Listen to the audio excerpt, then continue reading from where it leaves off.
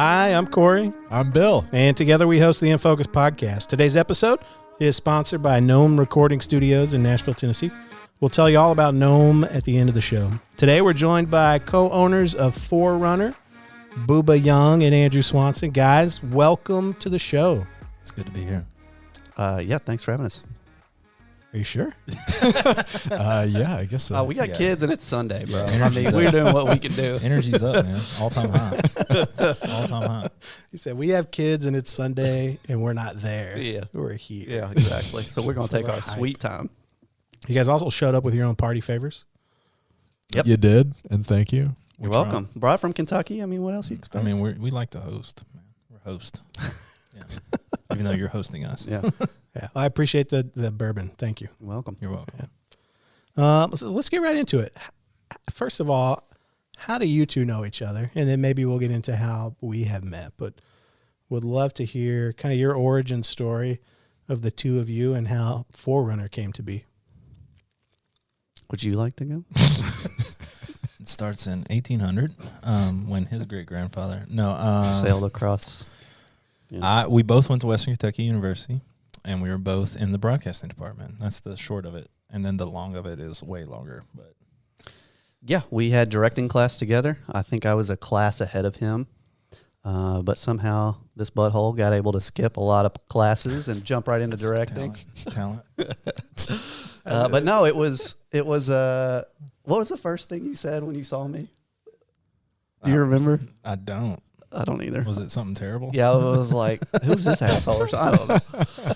Yeah, it was directing. I mean, we got directing class. We have a mutual friend who, Corey, you know, Barrett.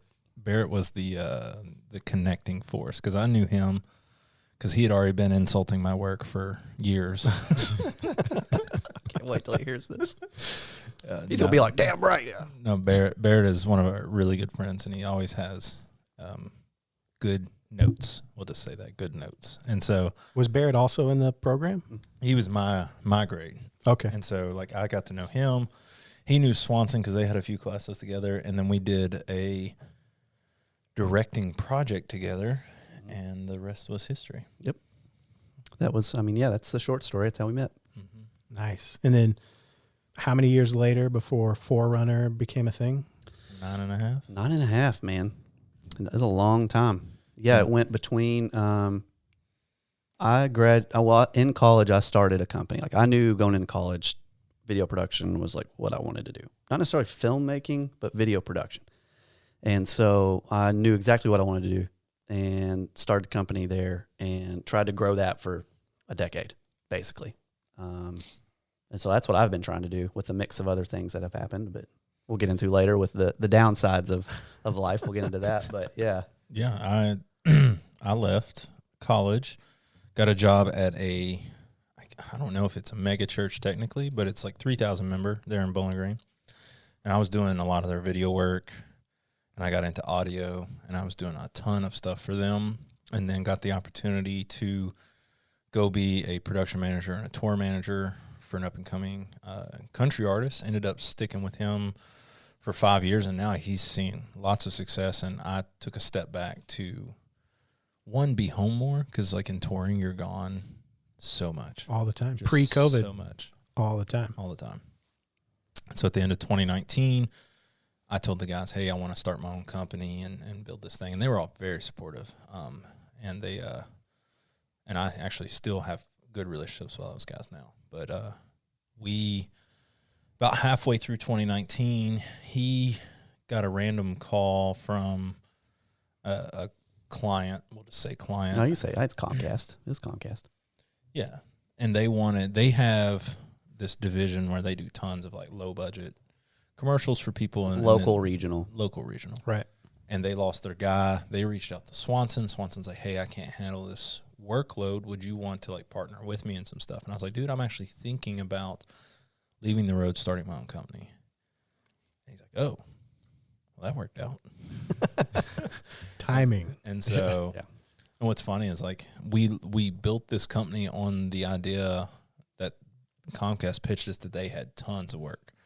and we've done like what 5 projects total in the not- last 2 years. The expectations. They said, I mean, so what happened there? Like they had a retainer agreement nationally with a company, and Comcast at the top nixed it, and so all of these local regional markets all of a sudden didn't have their people, and so it just so happened that the market that we're in, Bowling Green, South Central Kentucky, Clarksville, somewhat Nashville, that the person who was doing that work also got out. So all of a sudden they have all this airtime they need to fill and need content to fill the airtime, and they don't want to run old shitty commercials. And so they saw my business website set up, and we're like, hey man, we're going to have hundreds of projects throughout the year. And it's like, when I first heard that, like obviously you get excited when someone, it's like, hey, I have a lot of work for you. Like we're talking Comcast, like We're big talking deal. Comcast, like legitimate Comcast. That could get you excited pretty quick. Yeah, and it did. And I'm like, oh, this is a game changer. Like this is going to push it in that certain direction. And so I immediately was like, I got to find people because I can't do this myself. There's no way. You can't produce that much content by yourself, and let alone third party it at any kind of reasonable expense. And so I called the first person that I knew and trusted and knew did a good job. That was the first 2 reasons, because I trusted him and I knew he did a good job. Then he called me. And after then that guy person said didn't no. answer. He called Booba. Yeah, exactly. I called Scorsese and he was like, I'm working on other stuff. But no, yeah. And then Booba was like, dude, I'm ready to get off the road, man. Mhm. Like, let's freaking do this. Let's go. And that's what started the seeds of Forerunner. That's what started it. Yeah. And that was 2019. Into 2019. Into Yeah. 2019. So we now, had no idea what was coming.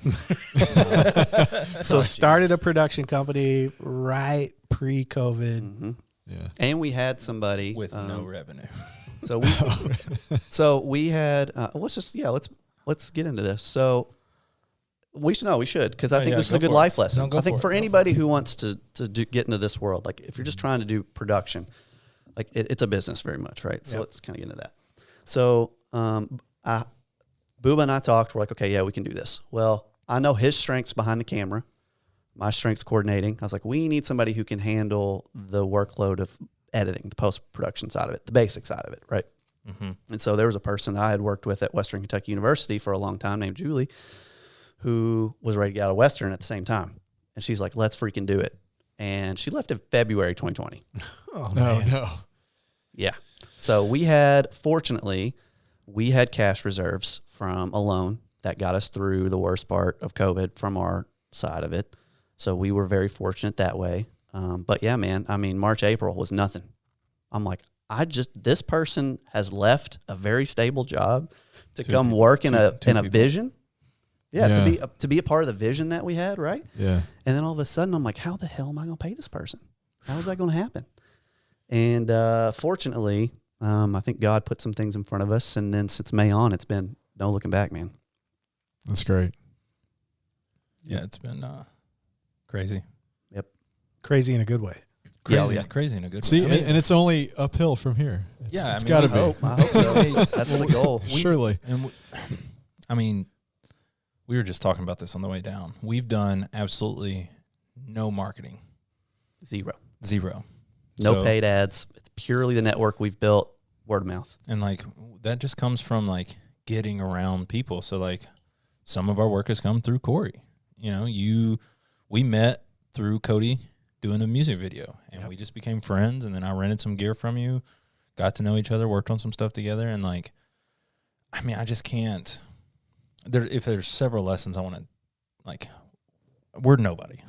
We're nobody. So You're somebody. Take this with whatever you want, but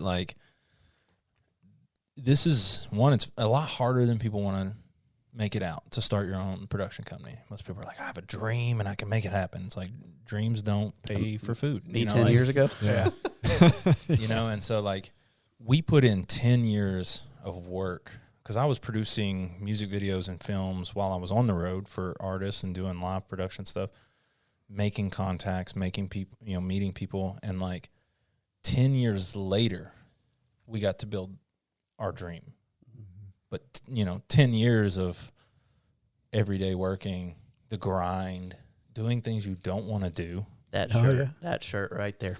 Work harder. Yeah, doing things you don't want to do, and like even now, I recently had to come. I'm a dreamer. I like to do the big projects, music videos, big commercials, but I've learned to embrace like these little smaller projects that we get and really put my heart and soul even into those, and like the quality comes up, everything comes up. Before I was like, oh, I'm too good to do these. Yeah.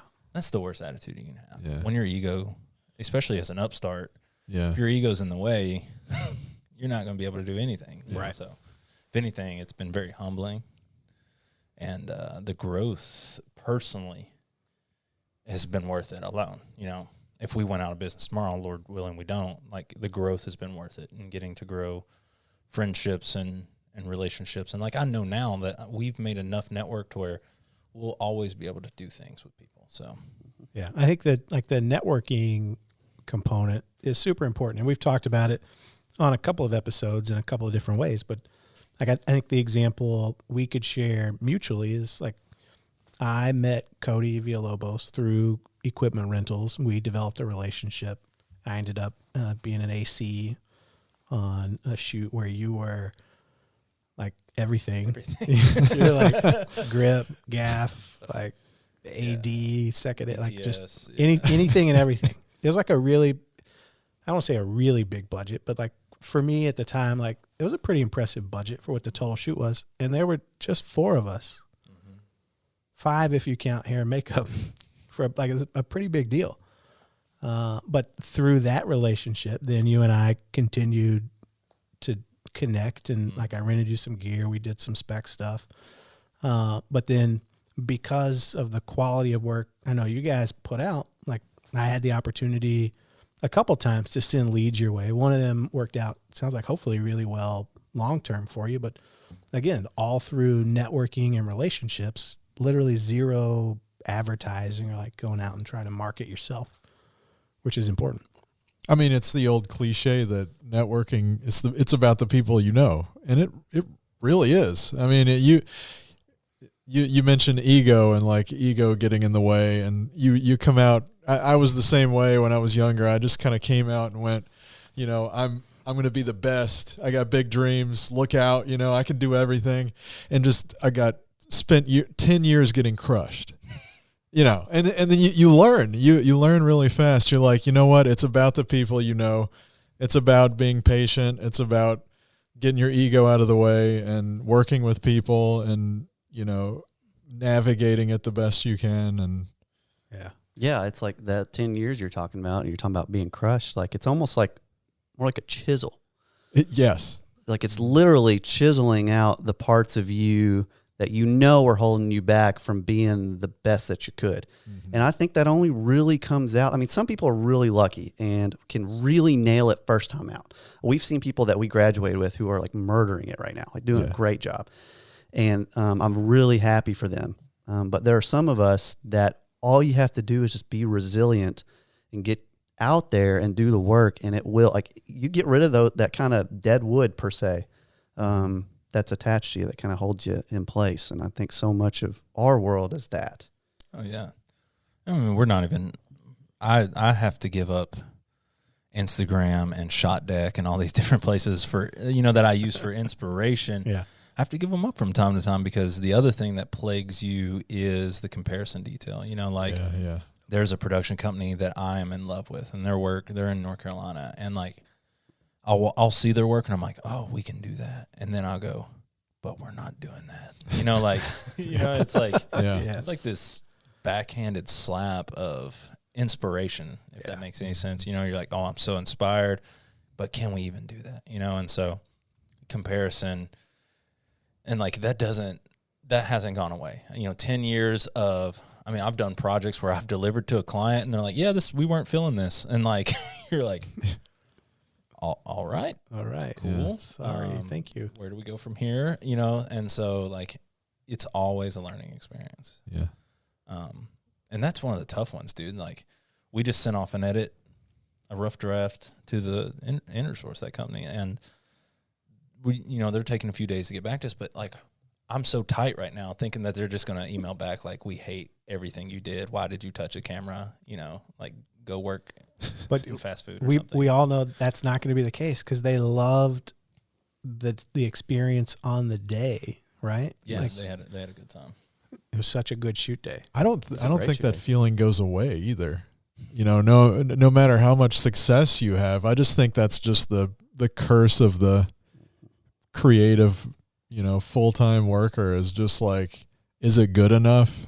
And Am I good enough? Yeah, there's this like You this know? perpetual like Yeah. to your point, like Imposter syndrome. Yeah, of- yeah. You have to- Absolutely. Yeah. completely not compare your work of today to the work of others. Like you can use Yeah. those as inspiration, but it's as soon as you start to say, well, I could do that, but I'm not, then like you start falling back into that negativity. And then I think the imposter syndrome is similar but different from that. But I think as you continue to do more and more work and your production company puts more and more out, like I'm sure at some point you start to feel that way. Like, are we really this good? Or like, are we people just being nice? Yeah. Well, Like that's what I always think. Yeah, well, it's like especially when people start spending real money on Yeah, what you're yeah. doing. I'm serious. There's like a guilt almost. Yeah, It's well- like, I've never thought about it that way, but you were 100% right. It is Yeah. kind of a guilt. Like, yeah. these people have trusted us with this budget, yeah. Mm-hmm. and I don't know what I'm doing. Like, Right. and you know, it doesn't for any change. potential clients that are listening, he knows what he's doing. I definitely know. Right. Yeah, yeah. We've got 10 years of But experience. but it's to your point as well, Bill, about just the imposter. It's the creative world. It's like because it's really difficult to conceptualize something and basically make something out of nothing. I mean, that's literally what you're doing as a creative. Is you're taking like the potential of chaos and turning it into something that manifests itself into something tangible. Yeah. And you hope that you've done justice enough to that with your talents, your skills, that somebody's going to appreciate it and want to spend money on it. And so, yeah, to a degree, you're like, oh, am I really good enough to do this? So I think we're all in that same boat there. I think a little bit of that is healthy. The self check, Mhm. you know. Yeah, that definitely keeps you, I think, partially motivated to continue to find avenues to excel, to continue to find ways to flex creatively. Mm-hmm. Maybe that's like new and different spec projects or whatever that is, to continue to build that muscle and evolve that look, right? And so our relationship is that I usually do most of the from treatment to production. I'll usually direct. Now Swanson has passion projects that he gets involved in and has a vision and does. But usually I handle all things on the production side. And he does a lot with, he's a great AD, keeping me on time. And he also like interfaces with clients, and I mean, one of the best people persons I've ever met. I don't know if that's an actual word, but the way he interfaces with clients makes them want to use us again, you know? And so our relationship is the creative and production. We kind of split that, and then obviously Julie does a lot of the editing and back-end work. Customers, she's very good with customers as well. Like Yes. very intuitive, and People that's are always like, where's Julie? Why isn't she here? yeah. No, I'm serious. One of our retainers, like I think about FCA Yeah. with Julie. He's like, man, y'all really missing Julie. We're like, yeah, we are. And like in that creative realm, they talk about, you see people and they develop their style. And like the other day, I was just thinking, I was like, what is my style? Because, you know, what we do, because we do commercials, we do music videos, we do a lot of industrial training, safety, classroom. And like, it's hard to develop a style when you have to cater to a lot of what your client needs. You know, people aren't coming to me to make dark, moody music videos all Right. the time. Like, that's what I You want to wish do. they were. Yeah. But like, Yeah. I can't have my 10-hour college ed program look like a Fincher film, you know, like, Or you could. It would be really interesting. so like, people's attention. I've been trying, like, becoming, and we were talking about identity and like ego, like being okay if you want to get into this, being okay with like letting your style just kind of float, and just like, hey, if it's a bright poppy, we work with some good friends of mine. They own a Botox company, so everything's bright, nice face filter, you know, like, Kind of glowy. yeah, total opposite of what my typical style would be. Yep. But we have to deliver to them what they want.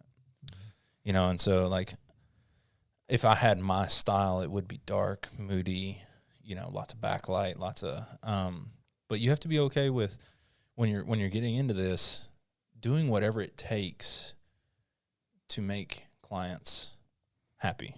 Yeah, and I think there's two different approaches there too. So if you just want to be like an independent DP or a director, you could just focus solely on whatever that style is that you want to like hone in on and be strong. But like for you guys to run a production company where like you rely on others to dictate the type of work that you do, I think you have to have that flexibility and be comfortable with that uncomfortableness of, every project is probably going to be a little different. Mm-hmm. Yeah. And that was something I wanted to mention about, I feel like us specifically, maybe there's others who resonate with this in other markets. Bowling Green, Kentucky is not a big media market. It's like surprise, right? And so part of the nature of our industry in that area is you can't just be a niche type of company. So it's like, I can't just do, training videos. Okay. It's like you almost have, like where we're located specifically, we're almost like a catch-all for video production, which is where this flexibility comes in because, we have to pay salaries, we have overhead.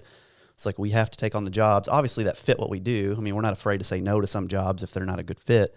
But I could see, like, if you're starting something in maybe a bigger city, you could maybe be more niche. I think that's also to your point about, like, if you're wanting to be a DP with a certain look, like, go after that. But I know for us, we have to kind of be like a catch-all to an extent. Yeah, because, like, there are definitely agencies and production companies, even here in town, that they specialize only in music videos because there's enough of a market for that. And not that all of their music videos look the same, but they all like carry a similar vibe. And like you can tell, like that's that production company style and it's amazing. So yeah, totally get that. And that's where I think for us, I think we will eventually find a footing in specific industries. Like I'm really seeing music videos are, I think, taking off, and also a certain approach to corporate marketing.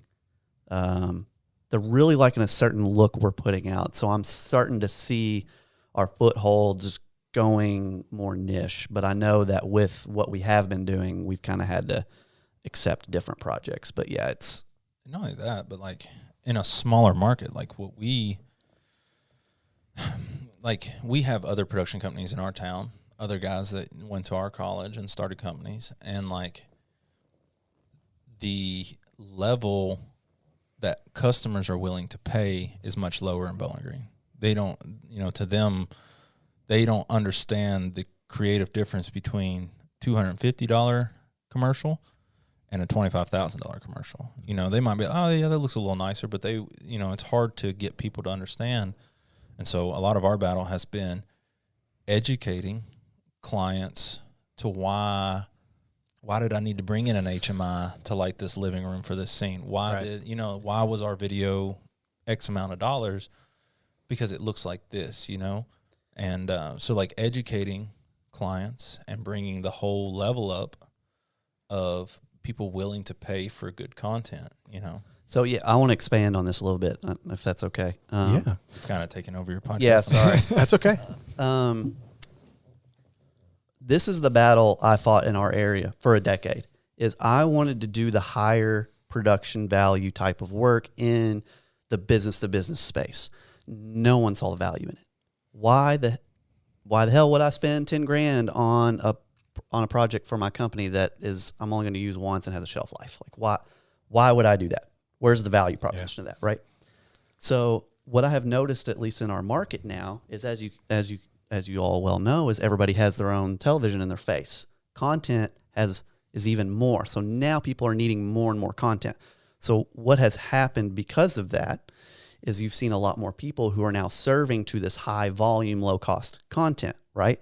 But there's a certain ceiling to how well that can be done, because you're trying to get that content out so fast that you kind of almost have to come up with a blueprint for it. So there's not a lot of room for creative sort of ingenuity in those spaces, right? Yeah. And so that's what I've started to see in our market is there's a lot of content being pushed out, but it all looks the same. Yep. and it's all a certain feel, but it's at a certain price point. Yeah. So now, and I think this is why Forerunner in our area is starting to really take hold, is now you've got these businesses who have the bigger budgets who are like, I don't want my stuff to look like everybody else's. Right. I want it to look better. I want it to have a certain feel, whether that's an emotion, whether that's a whatever it is. And so a lot of our projects we've gotten lately are people who have worked with other companies before, but are like, we want something a little different. And so some of our projects, I mean, we've taken some risk on how they look, how they're structured. I know he's really good at wording of scripts and coming up with shot design and how all that plays out. And so that's where I think as a business, you're catering to your market to an extent, whatever that market is. And with our company, we're now finding our place, and people want higher quality content. They see the value proposition in it now of, oh, I can distinguish my business from the others because they all have video too. I want it to look better. And that's where I think we're starting to be successful. We're not poachers. We're not trying to poach clients that have a great relationship with the companies that already exist. Right. You know, that's not our deal. You know, there's enough work for everybody to exist. You know, and those guys, a lot of the guys in our region they're great at putting out the volume. I mean, these guys can move work like at a level that. And it doesn't look bad. Like it looks good. Like it's totally, acceptable. Ours, we bring in bigger crews, we bring in bigger lights, we bring in bigger cameras, like ours, we're putting the extra percentage in to get the extra percentage out. And that's our niche. That's our style now. It may not look the same, maybe a totally different project, but we're learning that people are starting to value better production. Yeah, that's super interesting. I think the other thing too that's I think a lot of creatives struggle with, whether they're independent producers that just work locally with smaller businesses or even upstarts that are trying to capture clients, is just the whole budget conversation. And I'm curious how you guys, how do you step into that conversation with a new client? How do you approach that initially? Do you start right off the bat with what's your budget, or do you? That's a very good question. So I'll give my perspective, and then I don't know, Booba, if you want to expand or tell me I'm an idiot or whatever. We have our standard, let's go this way with it. I have a budget I always put forward of cost if we're using all internal resources. And that is standard per client that we do in our area, right? Okay, I don't get out from that because what's built into that cost is our overhead. We have rent, we have services we pay for, we have a server that we have to keep maintenance, we have equipment that depreciates. So it's all of those things are built into that cost. Now, with that being said, some projects need more than what we have. And so it's a very case-by-case basis. The first thing I listen to is, what is the goal of what they're trying to do? What is your goal? Because usually, especially in the marketing world of video production, there's usually a whole strategy built, and then content is brought in as kind of the tail end of that. And then based on that, they kind of evaluate if their strategies worked, right? So I always ask, what is the purpose? And then have a conversation about what they want. What problem are we solving for you? And so a lot of our clients lately, InnerSource, that's a good example, is they're growing significantly, and they need to hire people. That's their thing. But they have a certain message their company has that they're trying to get across on video, and we're like, we can totally do this. Here's what this costs. We can do this internal. Here's what it's going to cost. And they rolled with it, and so it wasn't a problem. But that's where I think the value proposition matters, and do I solve a problem for you? If you don't have the value proposition, if I don't solve a problem for you, there's no reason we need to work together.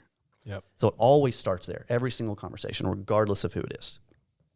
Yeah, I mean, in some of our clients, we do the soul-crushing work of building this beautiful treatment and pitching it, and then they're like, all right, we love it. What's the price? And you give them the price, and then you just get ghosted, dude. Just never hear from them again, That's a hard thing. That's hard. There's just no way around it. One of my really good friends, he's over our university's FCA program. he said something to me that I say to Swanson probably every other day. But I was telling him, like, we were having woes because we were, like, pitching stuff, and, like, people were like, oh, you guys are just out of our price range. And so, like, we were willing to, like, slash our prices to meet. And we did it a few times, and, I mean, it worked out. You know, you got to do it. But he eventually said, he's like, Booba, stop trying to convince people what your value is. I was like, he's like, just know your value and go with it. Right. And, like, ever since he said that, like, we've had to, when we believe what our value is, when we understand that, you know, we offer a service and we will give you all of us in that service, we don't have to convince people. Like, we go into pitches now and we show them our energy and our belief in their project, and we don't get them all, but, like, we're getting more because we're not trying to convince people what we're worth. You know, I'm not trying to convince them that, hey, bringing in the extra lighting's worth it. Because they just know, hey, this guy's got a great vision. This company has a great vision. We've seen their past work. So, like, stop trying to convince people what your value is. That doesn't mean we won't. We will negotiate, obviously. Well, yeah, and we'll take risk. I mean, we took a company I wanted to work with, Spartan Garage. I grew up around cars, loved cars, and we did that for way less than we should have. I mean, significantly less than what it probably cost to do that. But I was like, hey, man, I got a vision. You've got a certain budget. Like, let's freaking make it happen. Like, how are we going to make this happen? And so, you know, it's not a one-way street, I think, is the point I'm trying to get to. It's not like this is what it costs you, like, screw you if you can't do it. It's right. You know, let's find this middle ground. Mm-hmm. But I will say, to Booba's point, especially in our area, is we don't get a lot of room to negotiate. We usually have to put our price first, and we either hear from them again or we don't. Mm-hmm. And that can be a hard thing to deal with sometimes. I'm not going to lie. Yeah, I just wish once someone would, like, email back and be like, hey, that's a little higher than we thought. Instead, it's just like you never hear from them ever again. You see them at the grocery store, and they, like, won't make eye contact. That is so, and I've said this before, that's so common too in the freelance world, because that's my opening line with people that come to me and want something is, you know, do you have a budget? I won't even ask what it is. Just, do you have one? Yeah. And I've been ghosted more times than I can count. Yeah. Just from that question. Yeah. And, you know, for me, it's like, okay, well, clearly that wasn't something I needed to be working on. Yeah. And then you go on to the next one. You're so right, man. And this is, it's, people have always asked about money and budgets in these conversations, and there's no one way to do it. There is no right way to do it. I don't care what anybody tells you. Especially, at least in the world that we exist in. I mean, I'm sure there are some agencies who are like, you know, it's going to cost $100,000, or you're just going to have to go work with somebody like Forerunner. Which you would say yes. We'll do it for $98,000. But those budget $99,500, yeah. But no, those budget conversations, they're never easy. They're never fun. I don't enjoy doing them. I don't think anybody does. But yeah, it's but at some point, it's a little bit of a fun game. Little fun. I hate it. I don't do it. Yeah. I do not participate. I'm out.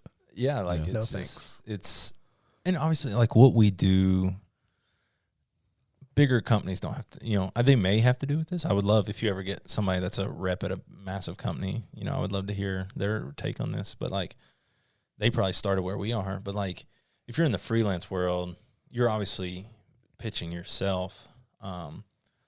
But with us, like, because we do have more overhead, we do have, like, we're a company and we're trying to do multiple things.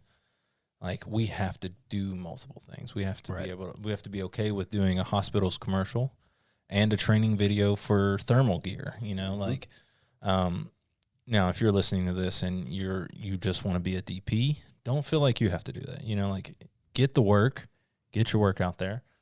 But, like, we are a production company and want to do all kinds of work. Yes, it's a very different approach than just, like, an independent, like, yeah, I want to do this one job on set. Like, I only want to direct, or I only want to DP, or I only want to AC, whatever that is. It's a very different approach for sure. Absolutely. Yep. Absolutely. And I just appreciate the sort of flexibility of that, of exploring all those different types of projects and types of roles on set, because I do something similar with my full-time job where I'm doing training videos, I'm doing marketing, I'm doing sales collateral, commercials, you name it. And I have to pivot, to these different ways of thinking and coming up with stuff. And I like that. It keeps me fresh, it keeps the creativity flowing to an extent, and it doesn't get monotonous to where I just want to be like, all right, another one of these, again. And then you start phoning it in and, so there's something to be said about that type of work where it's all sorts of different things you're doing. And I love that. I would love to continue to work that way, honestly. Yeah. I would love to shift gears a little bit and maybe talk about some recent work you guys have done. And maybe more just from a learning experience. Like, is there a recent production or project that has really pushed you guys to whether it's your creative limits or maybe your production limits, like just something that was like, all right, this is like next level for us? That's a you question. Man, Scott's music video was one where did you think that pushed us? No, it didn't. It didn't push us in the sense of, like, I thought it was totally in our wheelhouse. We used stuff that we knew. I thought it pushed us in that Scott came in with such a unique vision, but he asked me to direct it. So it pushed me in that it wasn't my desires. Right. I had to fit his vision. It's his song. It's his treatment. He wrote the treatment. Like, that was challenging because naturally I wanted to just like, oh, Booba Young wouldn't do it this way.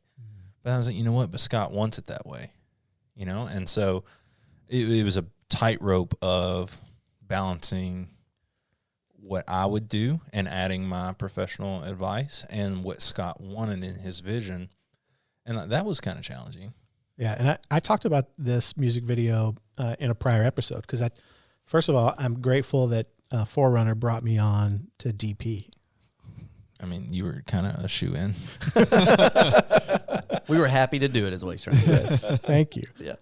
Because, I remember we had 2 pre-production meetings with Scott and with Cody, and it's very different than a traditional like music video gig where typically they provide you the song, and then as a director or a production company or an agency, you then create the treatment and say, here's our vision for your song. Yeah. And usually they pick from like 50 treatments. Right. Like agencies send it out to all their directors, and that didn't happen. In this instance, and I talked about this, Scott, when he writes a song, he's already working on like his vision for the music video because he's very holistic artist where he feels very strongly that the music video is just an extension of his own creative vision of the song. So like him wanting to have, I don't want to say creative control because he definitely gave us a lot of flexibility from pre-production all the way through to the day of. But it was still very much rooted in like his idea. And then we just brought that to life. Yeah. And I mean, both me and you, so like I cut together the rough cut, and then Cody and Scott spent like 5 days cutting together. On like the second cut. Yeah, on what is now the release cut. Yeah. And honestly, like what was released is very good and feels very like it Scott. does look good. Feels very like Scott. But it was nowhere even near what I originally cut, which is totally fine. Yeah. And like that's the challenge, is like it was my first time ever working with Scott. You'd worked with him a few times before. And like it was the challenge of trying to like get into his brain and see, okay, what is he like? And now that I've seen, if we're lucky enough, if Cody calls us to do the next one, now that I've seen what he's into, like I'll be able to think like him even more. Right. And so again, it's back to building relationships.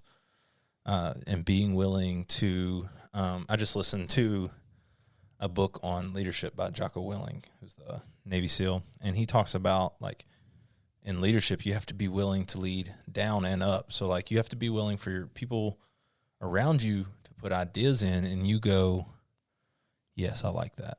Don't be an egotistical person. Be like, no, nobody's ideas. Like you have to allow people to feed into you, but at the ultimate, you have to know what the vision is. And you can't let all those outside opinions change the vision. So, like, Scott had his vision, and we were trying to feed into it, and I was trying to think for him and build that. So I think it's so important to allow your people on set to have ideas. You know, there's some sets that you go on and like they don't want your idea. You're a gaffer. They don't want your idea. You know, like but we typically work with people that are very vocal. And we want vocal people. We want DPs, we want gaffers, we want grips who say, "Hey, you know, if we did it this way, we could capture this in a more natural." That's the kind of stuff I want. I want people to build in and to give in, because like I don't have it figured out. Really? No, you know, like I don't have it figured out. None of us have it figured out. So like I love when people bring energy into projects, and I thought the crew we had on Scott's thing was amazing. Well, to your last point about bringing other people's ideas on, I think a specific example within that video production of Scott's music video is that close-up shot of the lighting on his face, where you had the purple and the black. So half his face was purple and half his face fell off into shadows. And you're like, bro, we need some blue on that other side. And there was a real conversation around the aesthetic of how that would look. Mm-hmm. And I think that conversation of itself is that creative process kind of coming to life in that project. And that was very much of you all working as a team to make that happen. That's just an observation I had. Yeah, and like you got to pick which, as a director or as the lead, whatever you are on a project, you have to pick the battles that you want to win. So like in that one, it's the close-up. It's the money shot. It's the one that I knew the label's going to be thinking about. Mm-hmm. And it was actually my style. His face was super dark on one side, couldn't see one eye, and I loved it. But I knew what they were going to ask for, and I said, "Hey, we got to get some feel on that right side." Everybody's like, "No, it looks great. We need, let's leave it." It's like, no, like that was the one hill that I chose to die on because I knew that it was important. Yeah. And so, don't win every battle. Don't be that guy. Pick and choose which battles you want to win. Yeah. So that's a recent project, at least for you personally, you feel like pushed you a little bit as a director, because it's very much showing up differently as a director in that regard. Swanson, anything different? You want a personal project, like one I worked on myself, or a Forerunner project? Either way. Tell us what challenged you, Swanson. So as a company, I feel like the Fireman Moving Company was a challenge as a company, because we had a set budget, we had a big vision. Every single word of that script, every shot, everything was by design. There was nothing that was unintentional in that spot. And I feel like that pushed us to get the vision we wanted with the resources we had available. Because that crew, that was a skeleton crew. That was me, Booba, Julie, Barrett, Josh. That was it. Yeah. 5-person crew. And just for context, sure. Like 5 people, to some people, that's a lot. Yeah, no, I agree. For what the nature of that project, that was pretty. Like, I'll give you why, and Booba can maybe. I mean, you guys had like full blown like fire trucks on set. Full blown. Yeah. Well, so what made that a challenge was we were going for a look indoors that was really flat, bright. It's really freaking hard to do. Yeah. Like you have to bring in a big ass light to do that. And we didn't bring a big. We brought in an HMI. Just not big enough. Wasn't big enough. We didn't get a big enough HMI. But we had a limited budget. So it's like, we want to get the vision of this project, but we only have the resources at our disposal. And so I know we liked the shot we ended up with on the interior, but I think we wish we had a bigger light. And so client loved it. Like they loved it. Their whole company loved it. And so like it turned out great. Like they were a great client. Like they were with us on the vision from the beginning. He gave his ideas on what he wanted. So from top to bottom, that project was a challenge because I think it pushed us as a company to show what we can do in the region that we're in. And so I think that's a pretty good example. Yeah, and you think 5 people is a big crew, but then you take into account that I directed, DP'd, operated. and we had a Ronin 2, and I operated that the entire time without a ready rig. Yeah, bro had this MFer out in front of him like this, and I think 30 pounds. Arm day all day. I will That is say, arm I will day. say though, it was supposed to be a Komodo on a Ronin S, Yeah. and something happened. I don't know what happened, but my guy It's all right. called me. Listen, I'll jump on this grenade. I'll jump on this grenade. Yes, I didn't overcommit. Like you just like my Komodo was already rented out at the time.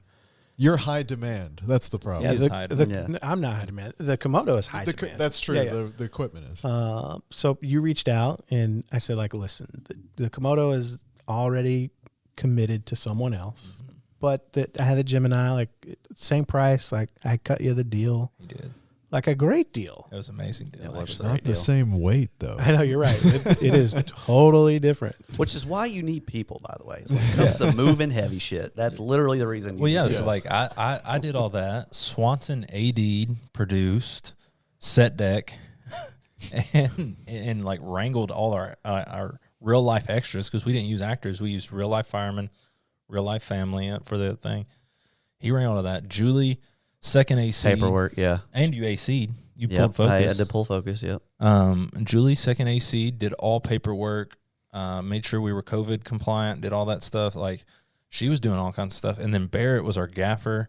And that morning, I had a kid that does a lot of video work at the university. And, like, I love his stuff. He does a good job. I said, hey, do you want to come out and be on a real set for a day? And he came out and PA'd and ended up killed it. Dude was awesome. Ended up swinging, did everything. Yeah. We had an HMI. We had a 1 ton, or we didn't have a 1 ton. 1 ton, We had no. basically the stuff of a 1 ton though. We had a what was the And we had outside a, diffusion? and we had a 12 by. Yeah, 12 by. Yeah, And that was it. yeah. But like moving a 12 by around is not a And it was two-person windy. job. And it was No. windy. No, that like you're like you need to be staking that off and Yeah. Well, that's what at the end of that. I mean, it was me, Barrett, and Josh standing on that 12 by to keep it from blowing away. But this is where overpaid sandbags. Yes.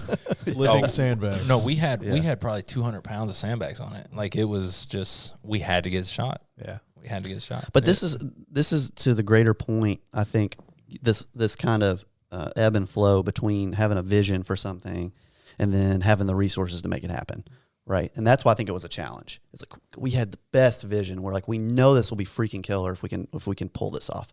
And I think we did it. I mean, obviously, I think we would make changes, but you know, with what we had at our disposal, I think we did a pretty good job. Agreed. Nice. Let's go. So was that a good example? I hope. That was great. Okay, good. That was good. Are we answering your questions? I mean I feel like I'm not going to have to do a lot of editing. You're good. Oh, good. You're such a tough read sometimes, Corey. You're like, You are a tough read. You think, are a tough read. Like I have think it's rest. acceptable, I guess. I like. It's just like I feel like both of us have resting dick face. rest. People always are like, "Booba, why are you angry?" And I'm like, "I'm not angry. I'm never angry, but you're right. Like I'm here. You're just present. Awesome. Resting dick face. yeah." You never love heard that. that? No. It's like RBF, but It's the male for the version of male version. RBF. Yeah, I've never heard it either, so this is new information. I want to be so self-conscious of it now. Every time You're just somebody gonna looks my smile way, I'm and just like, hey. Well, no, it's just like people come up and like my dad does it too. And like my dad was a general contractor, so he would like stand on job sites and look at the house and like be planning out in his head what he's doing. And people come up and be like, "What's wrong?" And he's like, I'm just thinking. It's like nothing's wrong. Let me just be in the moment here. Let me Yeah. just It's like on set sometimes people are like, "Booba, are you having a good time? Like what's going is everything going okay?" I'm like, "Yeah, I'm just this is thinking. great. I'm just thinking through our next 3 Yeah. moves, like, you know." It's the angry, concentrated face. Yeah, it's There just you like go. I do the same thing when I'm editing. Like people come see me editing and be like, "What are you so pissed off about?" And I'm like, I'm "I'm not pissed off about anything. I'm just concentrated on the cut." We should start a shirt brand, just ACF, angry, concentrated face. Totally new brand. Angry, Please. concentrated. Gotta be a it's just hashtag. that photo of my face that Swanson made on that fake T-shirt. I'm still waiting for that shirt. Oh, bro. I'll pay for it. Okay. We So actually we found a place in We actually our found a place. hometown who prints single shirts. So Yes. For you. I got it for you. I've been working Sign on me some up. merch. I've been working on some merch. You guys need more Forerunner merch. Dude, we're been so freaking busy, man. That's a good problem We to thought have. about it the other Yeah, day. it's We a thought good about it the other day. Like, I edited in 3 days. I edited 5 projects, like 5 full-length projects, whether commercials or hype videos for a company or different things. And like, I got to the end of it, I was like, I need to make an Instagram post. Like, we hadn't made an Instagram post in like 2 months. Mm-hmm. And so, it's funny how the stuff that is important to you takes precedence almost immediately. Yeah. Well, I mean, we're- that's a good problem to have. Though. Yeah. and we're missing a huge team member. I mean, that so much of that is, I think, is her not being there. But she'll be back. She'll be back. Yeah. Yep. She's just dealing with some stuff, private stuff, and can't wait to have her back. Come on back, Julie. Yeah. Whenever you listen to this, she may be back in the office. by They the need time. you. They need you. We do need her. Falling apart. We are. Why do you think we're drinking? I mean, come on. I've already had seconds, about to have third. They're day drinking without you, Julie. Yeah. What you All got, right. Corey? What's your next one? If you guys could give any one piece of advice to like a couple of up and coming, like, a pair that wants to start their own production company and do similar work to you guys, like what one piece of advice would you give them? I mean, I know what mine is. Do You know go what ahead, yours is? man. I've got. It's like at a restaurant when like Got you're like 6 ordering. things. Like, I know what I want. Oh, Yeah, go but to do I them. want a I'll have Tango or yeah. like him or Let's him? see which of all these are Uh, useful. But yeah. Mine is just find work to do. Do work. Work harder. Being a dreamer, I sometimes will conceptualize my success before I make it happen. And that like puts a big gap in between the two. So like for me, doing specs, which pay no money, it's just us kind of having fun. Yep. Or going out and cold calling people and finding projects to do. I know some people like will literally, I remember talking to one of our buddies that graduated with us, and he's like huge in music videos and like the hardcore scene. I read an interview that he did with a magazine, and he said like his first year, he made like probably 200 cold emails to bands and managers and people like, I'll do your video. I'll do your video. Like you got to put in the work. Yeah. And that's my advice. It's like, you got to put in the work. Nobody wants, like your first project is not going to be the Mona Lisa. Your first 100 projects are probably going to be really bad. That's just, And that's okay. that's the beauty of it. That's okay. That's the beauty of it. Be proud of the stuff you're putting out. Always be getting better, but always be working. That's why I typically say yes to almost anything. Hey man, you want to come be on set? Yeah. Like, I want the work. I want to get out there because every single thing that you do is a chance to get better. Is a chance to improve. Malcolm Gladwell has the 10,000 hour rule. Like, I'm nowhere close to 10,000 hours, and I've been doing this 10 years. So like, put in the work and keep doing it. That's my advice. I bet you're pretty close. Swanson's doing that 10,000 hour math, and I was like, yeah, we're pretty close. Yeah. No, I know what you mean, though. I get what you're saying. What's your advice? Just be resilient. That's what I tell people. I mean, literally, and I know this sounds so cliche, failure is when you stop. When you stop trying is when you failed. Because every single project, every single experience is a chance to learn and to get better. And maybe sometimes you'll knock it out of the park and you don't learn a whole lot, but just be resilient because it's not always going to be easy. When it is, you're like, man, that was awesome. And you can like really savor when something goes well or you do it by design. But yeah, just be resilient. That's really what I tell people. yeah, that's great. That's great. Are there any exciting projects you guys are currently working on that are coming up we need to look out for, or anything in the pipeline that maybe you're just started development on? A couple, yeah. Yeah, you want to go ahead? Well, one is we've made a huge partnership with another local company in our town. They're amazing people. They're a marketing company, and they get it. And they've started pitching us as an extension of themselves for projects for their clients to up their clients' marketing. And there's a company there in our town, and they came to us and started talking to us, and like this vision just came to me of all these different video ideas, and like I pitched it to them. I wrote out a treatment, and the price was like 4 times what we're used to, but like it would cover all these videos and stuff To get the vision across, like it was all intentional. yeah, and like that's using our standard pricing. Like this is not like, oh, we can make money. Like it was using our standard pricing, bringing in who I thought I needed to make it happen. And we pitched it to them, and they pitched it to their client, and they're like, we love it. Let's go. That's great. Screenlight. So yeah. You know, so like that one's coming up. We're about to start pre-pro in that, turning that treatment into an actual viable project that can happen. And that one's cool because like growing up in church and growing up in like the environment that I grew up in, I love telling stories. We do a lot of talking head interviews, but we try to do them with spice and like B-roll that makes sense and, you know, things like that. And like, we love doing it. And that's a lot of what this project is. But the cool thing is that this guy that one of the guys that we're interviewing, he's in his late 90s, 80s, 90s. That's about it, yeah. But he started this company 60 years ago, and we're going to talk. His daughter's going to talk to him about the company, and like that is his daughter runs the company now. Oh wow, it's such a that's cool vision, you know. And like, the vision I had for it was there's like future, present, and past, and like showing those 3 aspects of this company that's been around for 75 years. That's what they're celebrating, you know. Can you tell us the company? I don't think there's any kind of NDA problems. I don't think. No. Yeah, they're a lumber company, believe it or not, called Hill Motley. So they build all different buildings in our area. Providing a lot of stuff. But they have been around for 75 years last year. And so this is like in celebration of their history, of their growth. They've been through all kinds of crazy fires. The whole place burnt down in the like 60s, like all kinds of stuff. So there's like authentic storytelling there, and that's what we're trying to get out. And the way that Booba came up with that, it's going to be a pretty big crew. I mean, what do we say? I say big. It's probably like 10 people. 10 to 15 probably. People, 2 days roughly. It'll be fun. Awesome. That's cool. And so that's a big one. Another one is I love specs.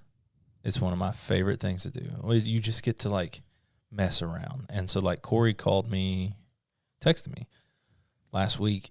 And this is how like one of the projects we did, he texted me on a Thursday one time and we shot a spec on Sunday. Yeah, this was warranted. Like I had just gotten the Komodo, the red Komodo showed up like, and I said, I don't have anything planned or booked. Oh, is this the athletic one? Yeah, this is this Nike spec ad. I'm like, hey, like I need to shoot something. I just got the camera. Like it is the hottest thing right now.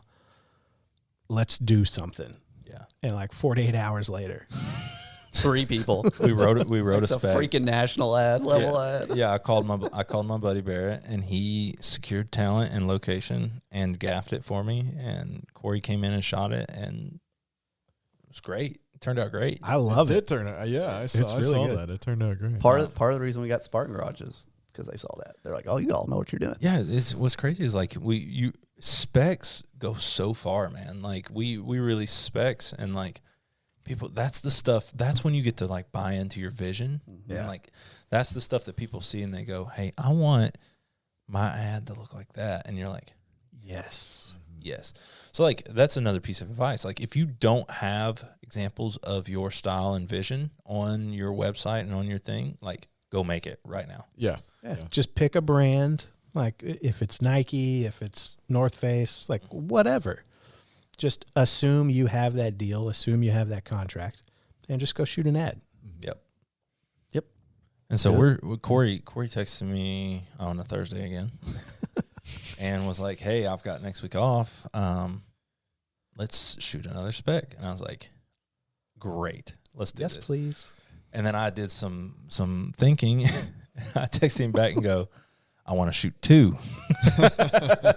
And being the insane person I am, I said, okay, well, yeah. And so I pitched him my 2 specs, and he's on board. And both of these specs are going to challenge us in different ways. So one, I watched a video recently about the importance of backlight. And how that helps separate characters and build, like if you look in cinema, lots of backlight, lots of separation. And so one of our specs is going to be shot with only backlighting. Yeah, like 90% backlight. Sweet. It's the first I've heard of this. Try to That's figure legit. it out. And then the other one that I wanted to challenge. So one of your questions that you sent us, talking about cinematographers, I love Chivo. Big Chivo fan. And like the Revenant is all natural light. Obviously they brought in neg and, bounce where they needed to. So the second ad is going to be like a nature ad. And we wanted a strong female lead. We wanted somebody that could really portray the modern, human athlete, everyday athlete. And so it's going to be all natural light and shot probably a shanty. We talked about doing a shanty. That'd be a good spot for it, yeah. Yeah, and doing Yeah, you're going to deal with. Anyways, go ahead. Sorry. we'll figure it out. My producer side. He's already We'll like, figure it out. but But like all the things. Yeah. using all natural light to build, and like one of the craziest problems I have, I love the ratio. I love the 2-to-1 on the face, and like Yeah. all natural light can be hard to get that. So you have to bring in neg, you have to bring in stuff. So that's the challenge that I want to kind of tackle. I like doing specs that challenge me. So like the Nike ad that we did, we were challenged ourselves because we were using a new camera. We were doing it in a short amount of time. And the style that we did was like so fast, impactful, that we had to shoot a ton of footage. Yeah. It was like all handheld. It was all like just super quick, very visceral. Mm-hmm. But like that was the vibe of like even the audio track that you sent me. Like it felt like the camera had to function that way to align with like even the emotion that had. Mm-hmm. But yeah, we shot a lot. That's probably a big lesson that I've learned as I've grown as a creator, is using motivation. So I used to do things just to do things. Like, we don't need a Dana Dolly on this, but we're going to do it because I want this movement. But now, like, when things are motivated, they transfer better to the screen. Mm-hmm. And so, like, now I'm trying to use motivation to power all of my creative process. And before, I was just like, we've got a Ronin, let's use it. Like, this is an ad for a funeral home. Like, we don't need the Ronin, Did you guys really shoot an ad for a funeral home? Currently, With a Ronin? Currently Currently writing writing a script, yeah. So can I answer this question as well? Absolutely. So I have a different project, film festival in Bowling Green. Oh yeah, I love this one. So a colleague of mine who went to WKU, who's now in New York, who's a good friend of mine, acting, directing, writing. We produced a short film together, and it went on the film festival circuit, won several awards at different film festivals. He went to the majority of them, and he's like, bro, let's freaking do a film festival in Bowling Green. And so that's something that working with, we meet with the CEO of the Chamber of Commerce in Bowling Green next week to try to get that going. And so for me, this is very much a vision of our company. Like, yeah, doing the work that we do is awesome, but I don't want to say give back to the community because that's so, as Booba likes the word I use, nebulous on what that means.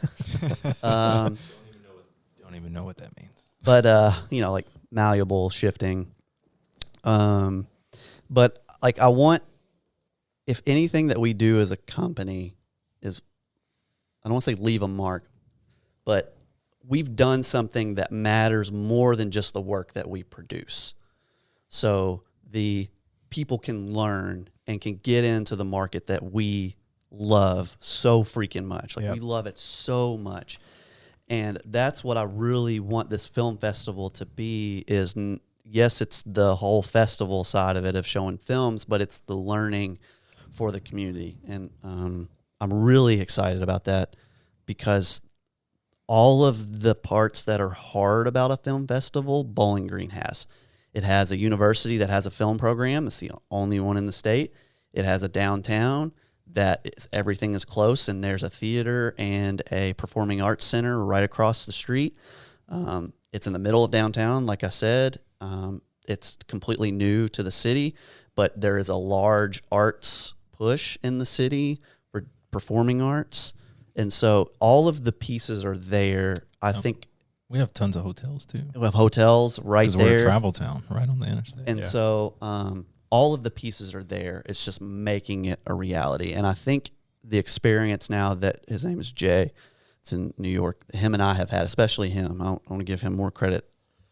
We think we can actually make that a reality. And I think if that comes to fruition, like that'll be something really cool for our city and for just the region at large and film in Kentucky. And that's what I think is going to be. Yeah. I hope that happens. That's awesome. Yeah. So I'm excited about that. Can I get a discount code to submit? Bro, just submit. Yeah. I can charge you to submit a film. Corey, come on. That brings me to another point too, is that, I mean, you guys are sitting here, me and Swanson are polar opposites in some ways. In many ways. Many. But we work so well together and we respect each other's talents and abilities. Yeah. And like you hear our visions, my visions, I was telling him on the way down here, I want to write or find and direct a short film in the next year because I'm passionate about that. And in the next 5 years, I want to do a feature. Like that's my dream. And his dream is a film festival. So like in both ways, we contribute to the art. Yeah.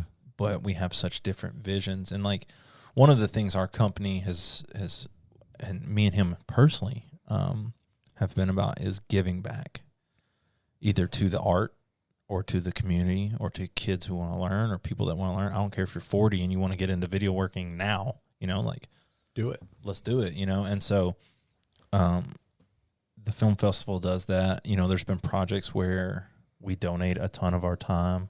We've just because we believe in, the organization that's doing it. And so like give back if you can, We're in a very privileged position that we can generate revenue, but at the same time be able to give our time and not feel like it's really hurting us, and feel like we can really do the things we want to do outside of just making money as a business. And I think that long term is kind of what we're hoping we can continue to do. Yeah, that's really great. awesome. I mean, you guys are doing great work now, so I appreciate it. Thank you. We try. We put our heart and soul into everything. And I wish some people could see, like, you wish you could be a fly on the wall on a lot of these things. But man, Booba and I have been in fights about a lot of stuff. We sure have. And, it's healthy. It's healthy. What's it called? Not affective conflict, but there's a good conflict. Anybody that's listening to this, you will learn that Swanson is very well read. Yeah. I don't know where I was going with all this nonsense, but yeah. But like, if you're going to partner up with somebody, and that's kind of the point I was getting to, you will, like, we've had some knockdown dragouts. Yeah, not physical. I mean, I get my ass beat. Let's just be honest. But yeah, I mean, yeah, we have. We've gone through the ringer. Yep. And so my wife, Ashton, has she says that Swanson is my work wife.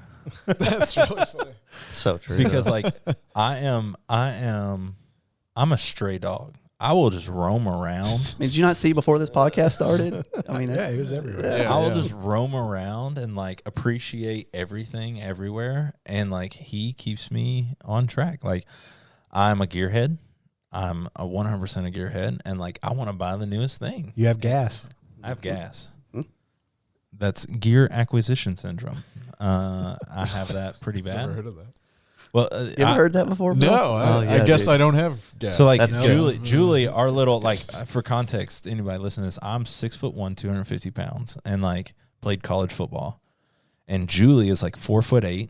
She's 100, like, I'm 5 foot. 100 pounds with like 17 coats on, and like she walks up to me one day, and I'm talking about getting this and this. I think I wanted like an 8x8 with like diffusion and stuff, like a great purchase. Useful, yeah. Absolutely. Yeah. And I was like, oh, we could get that and use it here. And she goes, Booba, you have gas.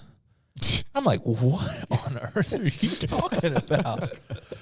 And she's like, gear acquisition syndrome. And I'm like, yes, I do. I've never heard that, but yes. I want to buy all the new things. It's a real thing, by the way. So just be prepared. Oh, I know. For anybody who's listening, everybody loves gear. Corey, I live vicariously through Corey.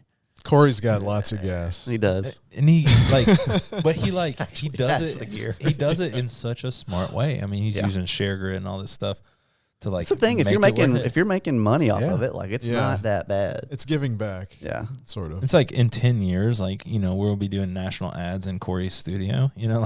There you go. Exactly. Maybe not we might be in your studio, but you'll have like all of my gear in your studio. That's the thing. Like Swanson explained to me one time, he's like, why would we buy it when we can just rent it from Corey? I'm like, you said that to me once. I did. You were like, I was like, I'm thinking of getting a red, and you were like, don't get a red.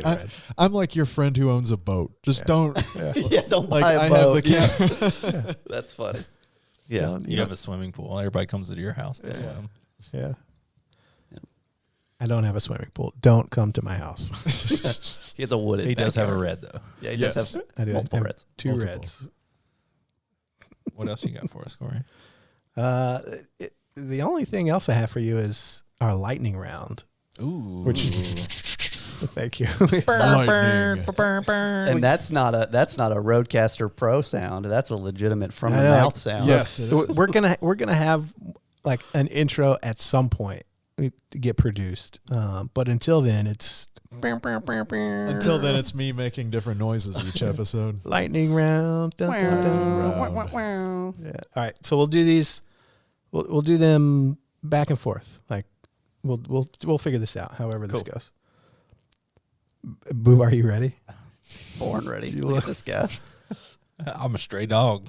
I'm just everywhere.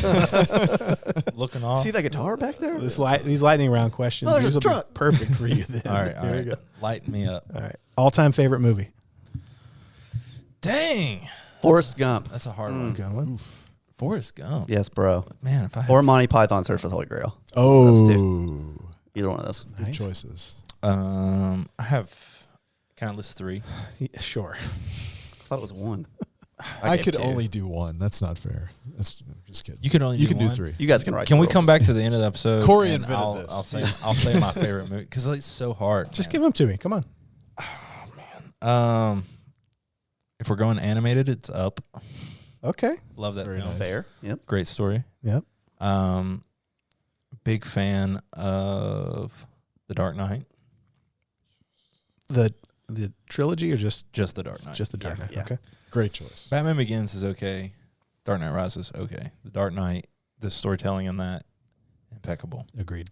The best superhero movie by far. Oh yeah, just Yeah. like the stakes of what's at stake there. I don't know, man. I love movies, so like it's so hard to pick. So we'll just leave it there. Planet 9 from Outer Space. I believe he told me on the way down here. Yeah, Zoolander too. Not the first one, just the second one. Specifically the second one. The second one that was made for money. Like that's all it was made for. Land Before Yeah. Time 6. There's not even a story, you know. You're just a consumer of media at this point. You don't really care. Yeah, anything Michael Bay puts out, I'll eat up. Now we've gone too far. Yes. All right. The last movie that you watched. Prisoners. Moana, because of my child. Moana. Prisoners? So, Denis Villeneuve. It's got Hugh Jackman, Jake Gyllenhaal. Is that older or is that? It's 2013, yeah. Oh, okay. That was pre-arrival. Pre-arrival Sicario. and pre-Sicario. Yeah. So he did. It's where their daughters get abducted, and they think that Paul Dano's character did it, and they basically abduct him, and like it's super cool. It's super good story. I'll probably go home and watch Moana first. solid soundtrack. Solid soundtrack. Seriously. Yes. It's a legitimate soundtrack. All right. Favorite director? Jeff Nichols. Christopher Nolan. Did we just become best friends? Of course. I actually had to think about that though. I was like, All no right, joke. Was on let's Google. be honest. On the way down No, here, let's get he to- didn't no, even let- know who his favorite director was on the way down. No, here. bro. No, I knew that one. Let's do cinematographer when we get there. So like mine is Jeff Nichols and Denis Villeneuve. They're two amazing directors. Yeah. Jeff Nichols is like, he makes the kind of films I want to make. Totally story driven. Yep. No flim. Except Midnight Special was kind of different, but anyways. I'm with you on Christopher Nolan though. Concept. I mean, I love Christopher Nolan. He's one of my favorite modern directors. Yeah, I think days. the way that he can put a story together and then have that translate to screen. Say what you want about Tenet, like wild. Don't ask me about I Yes. haven't seen it yet, Don't ask me about honestly. Tenet. It's wild. Are there people in that movie? There are. I wasn't sure. All right. Most underrated or slept on cinematographer.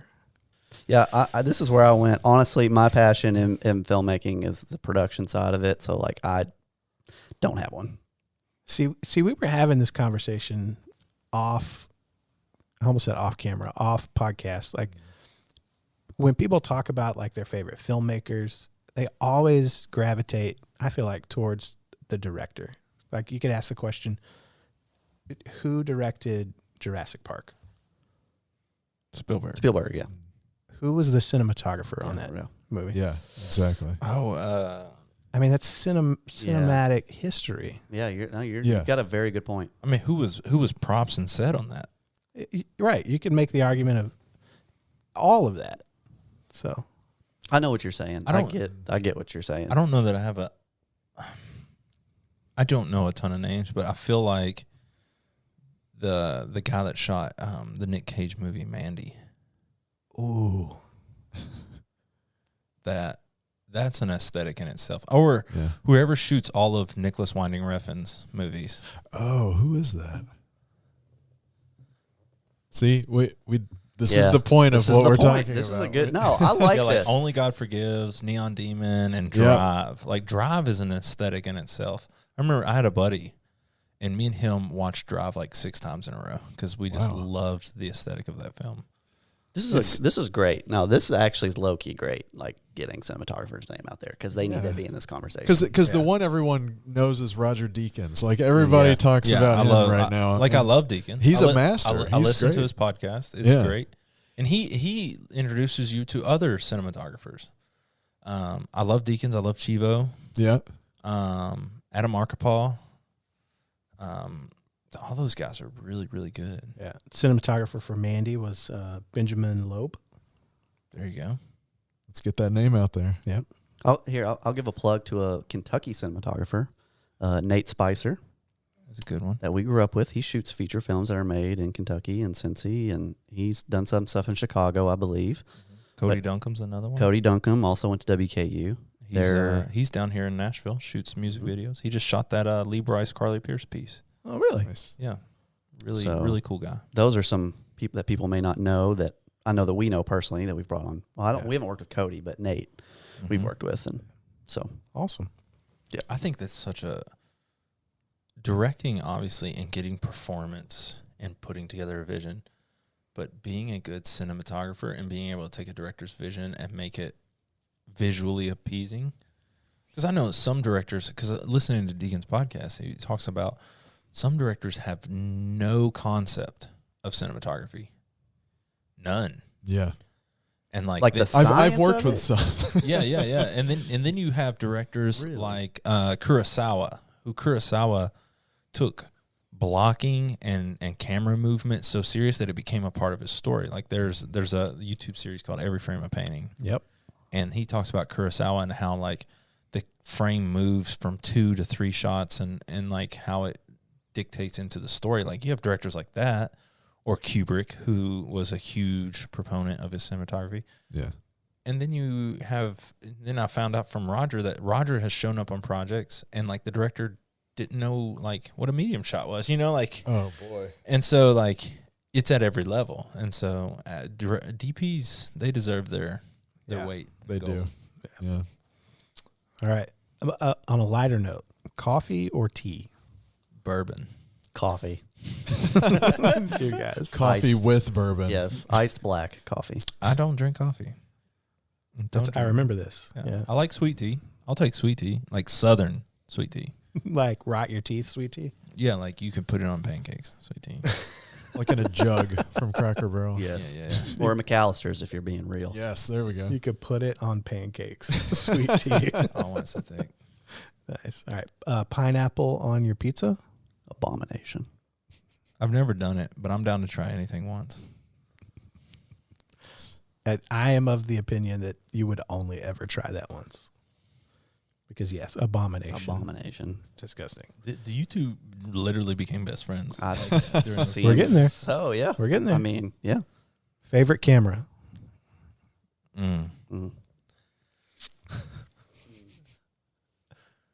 Ariflex 435. No. What a tool. My iPhone 12 Pro Max. No. Hey, my favorite camera is whatever gets the job done. Yeah. Yeah. So your answer. So I was gonna say, just because this camera was a workhorse, lasted me like 6 years, was the Sony A7S II. I freaking love that camera, and I just sold it. It was a little bit of a ceremonial exit, but as in wrapped it up and put in a box and shipped it out. Is that the one where the guy messaged you and was like, "I've never seen anything No, that wrapped was a up lens. this poorly"? No, that was a lens. That was a $300 That's lens. awesome. But no, man, A7S II. I love that camera. That camera did a lot of projects. Mine is whatever gets the job done. That's kind of a cop out, but We do love our Black Magics, though. we shoot That's all what we Black shoot on. Magic. It's budget friendly, and it delivers a color science and a image that I think it's like 12 and a half, 13 stops of dynamic range. So like we can push the lighting a little bit. They just released a new color science version 5 that I think is really pleasing to the eye. I mean, you get up into like Cine Alta and Red and the Airy LF or the Mini. Like that stuff is unbelievable, but we're just not to that level yet. We shot some stuff on Gemini through Corey, and I think the Komodo is a huge contender. Especially at the end of the day, though, like I would, if I'm going to drop a ton of money into something, like I will rent Corey's Komodo and then just buy some like Master Primes or something. Like glass. Totally. Glass is where it's at. Like that character and all that comes from your glass. Yeah. That's not from the camera. Well, that's what I was going to, a little business advice is the things that depreciate the most are cameras. So Yeah. if you buy those, like I would buy lenses and Good lighting. Buy an HMI. lighting equipment, like grip equipment. Yeah. That stuff does not lose value. C-stands do not lose value. I'm using glass that I bought in like 2010 still. That's because what that, it's great. Got Yeah. that little Zeiss 50 planar T, man. I love that I thing. mean, like, what technology is going to change in glass? Like, in cinematography, You have like, different coatings, like yeah. the difference between anamorphic or not. But you're right. Like, well, you have guys like Duclos and Oh, yeah. Zero Optic and all these guys taking lenses from the 40s and 50s and rehousing them because Yeah. glass is worth it. It oh is. yeah, my favorite lenses that I own are the Leicas. That some of them are as old as I am, So pretty. if not older. If I could Don't you got a 70? You've got like something from the 70s, don't you? Yeah, my Leica set, they range from like early to mid 80s. I would rent those out on every project if I could. Yeah. But like at the same time, I know Deacons it's not a huge fan of zooms, but on what we do a lot of run and gun in instances. Having a great zoom is worth its weight. It in just gold saves for so us. much time. Yeah. Yeah.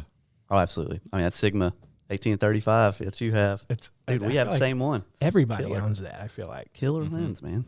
Yeah. All right. 3 films everyone should see before they die. Go, Moana. Well, that's number one. No, I don't know. I wouldn't go that far. Got some plot holes, but yeah. Got some plot holes. There you go, man. Swanson's is like Spaceballs, Starship I Troopers. mean, are you judging me? No, not at all. Okay. I love Both of those are solid choices. Starship Troopers is a classic. Yeah. You go first, dude. I got to think about this one. 3 films, personal favorites that you should see. Yeah, there you go. Shotgun Stories by Jeff Nichols is a great one. Michael Shannon is a gem. Love Michael Shannon. Apparently, according to all film schools, the greatest film ever made is Citizen Kane. Citizen Kane. Is that too meta? That's pretty meta. I've never seen it. I didn't go to film school either, so I've watched did see it. in film school. you were forced to watch it. I've watched it. Rosebud. Yeah. Yep. No, 3 films. I don't know, man. I like films that, even if they're not like the greatest films, that just give you an experience. It's not that great of a film, but a film that I love is the Secret Life of Walter Mitty. Okay. Remember that film? Yep. I've Yeah. seen it. That film, like, I left the theaters wanting to go make more films. That's awesome. That's how that movie made me feel. And some people will probably be on here like, that movie's trash. This guy doesn't know what he's talking about. Like, what was interesting about that movie is like how they shifted in and out of like these, I don't want to say like altered realities, but like this, even the cinematography of that to go from like the different scenes and how things transitioned was really good. Oh, yeah. Finally thought of one.